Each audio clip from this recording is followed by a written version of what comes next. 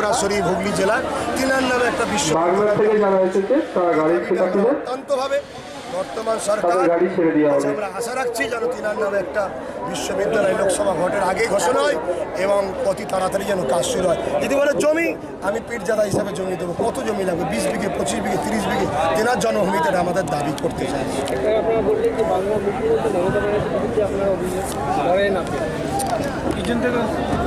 শুনুন, বাংলার মুখ্যমন্ত্রী মমতা ব্যানার্জির বিরুদ্ধে লড়াই লাভবো এটা আমরা বলিনি।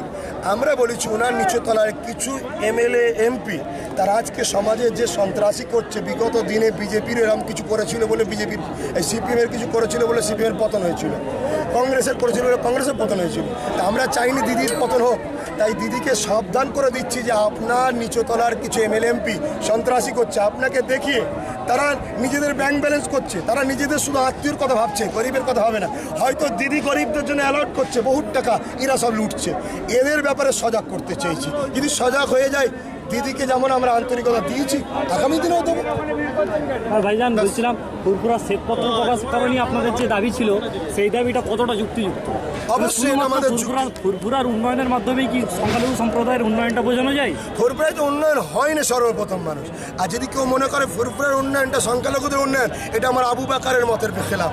আমার আবু বাকার চেয়েছিল আমার ভারতের মানুষ, বিশেষ করে বাংলা, আমার আবু বাকারে তারা খেয়ে পড়ে বাঁচুক। আমরা আলো চাই না, আমরা পেটে খাদ্য চাই। অতএব ফুরফুরায় আলো লাগিয়ে দিল। অ্যাকচুয়ালি আপনারা যারা যান দেখবেন, আলো তো জ্বলে না, লাগিয়েছে রাস্তা ধারে কিছু ত্রিপোলা আলো, এটা জ্বালিয়ে দিয়েছে। হতে পারে সিএমের কানে খবর নাই, ঢাক ডোল বেজিয়ে হই হই করে কি বলে শেষপত্র ঘোষণা করলো ফুরফুরা শরীফে উন্নয়ন পরিষদ। সেই উন্নয়ন পরিষদে কী হয়েছে আমি পীরজাদা হিসাবে জানি না, জানতে চাইছি। জানার অধিকার আছে না নাই, জানতে চাইছি। এবং যত জায়গা ফুরফুরা ছাড়া উন্নয়ন পরিষদ হয়েছে, সেই যাদেরকে কেন্দ্র করেছে সেই বংশের সন্তান দেওয়া হয়েছে। তাহলে ফুরফুরা শরীফের উন্নয়ন পরিষদের চেয়ারম্যান কমিটি ফুরফুরার পীর সাহেবরা থাকবে, পীরজাদারা থাকবে, আমাদের থাকার অধিকার আছে। তাহলে তো আমরা প্রকৃত গরিবের কথা বুঝবো। আজকে কাকে রেখে দিচ্ছে সেটাই তো আমরা জানি না।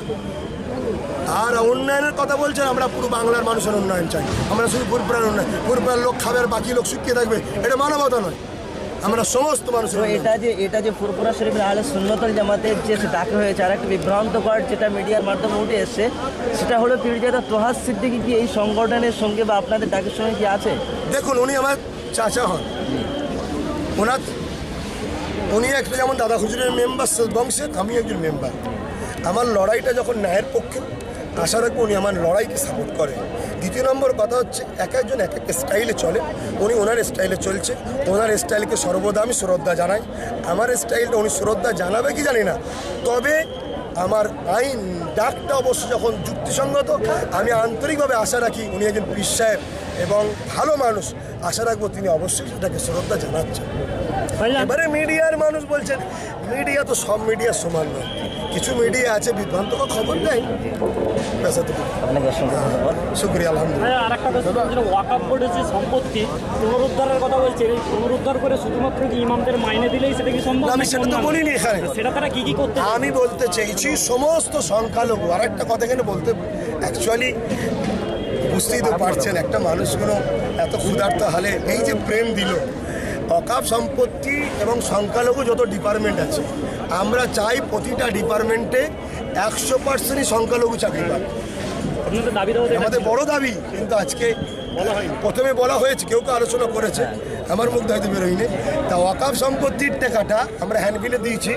আমরা চাইছি মুসলিম ছেলেদের পড়াশোনার জন্য যাক, এটা মুসলিম ওয়াকফ সম্পত্তি আছে, যেটা দলিতদের আছে দলিতদের জন্য লাগুক, যেটা আদিবাসী। তবে আমি একজন ইসলামের অনুসারী হিসাবে আমি বলবো, মুসলিমদের ওয়াকফ সম্পত্তির যে টাকা আছে, যদি কোনো ভারপ্রাপ্ত ন্যায্য মুসলিম নেতাকে ওই ওয়াকফ সম্পত্তির দায়িত্বের মধ্যে বসানো হয়, আমার মনে হয় আমি পীরজাদা যদি কোনো দিন ক্ষমতায় আসি, আমি দলিত আদিবাসীদের ঘরেও দেবো। কারণ ওরা আমার নবীরই উম্মত, আমার আল্লাহরই সৃষ্টি, ওরাও মানুষ, ওদেরও বাঁচার অধিকার আছে।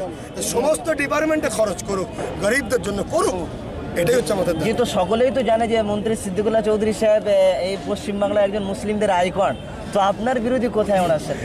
আগে ছিল, হতে পারে, কেন যখন মাদ্রাসার জন্য চিল্লে ছিল ভাবতাম যে মানুষটা হয়তো সত্যি ইসলামের জন্য কিছু করছে, কিন্তু ওই মানুষটার মধ্যে যে একটা আলোর লোভ ছিল, একটা মন্ত্রী পদ লোভ ছিল, বুঝলাম তখন যখন আমরা চুচুড়ায় মসজিদের তালা খুলতে গিয়েছিলাম। আমাদের ঘরে মারার জন্য 800-900 র্যাব নামানো হলো, ভারতবর্ষ থেকে গোপন সূত্রে পেলাম মন্ত্রী সিদ্দিকুল্লাহ এর মধ্যে ইন্ধন আছে। আজকে পারমিশনের জন্য মন্ত্রী সিদ্দিকুল্লাহর বাধা দিবার জন্য ইন্ধন আছে। মৌখালি সমাবেশে মন্ত্রী সিদ্দিকুল্লাহর আছে। তাহলে আজকে যদি উনি প্রকৃত দরদি হয়, আপনারা ফুরফুরা শরীফ এক কথায় বাংলার মুসলমান চেনেন না ওনার কাছে আমরা কবে চিঠি করেছি ফুরফুরা শরীফ একটা গ্রন্থগার করে দিক, উনি এখনো কোনো খবর দেয়নি কেন? উনি কিসের মুসলমানদের আইকন?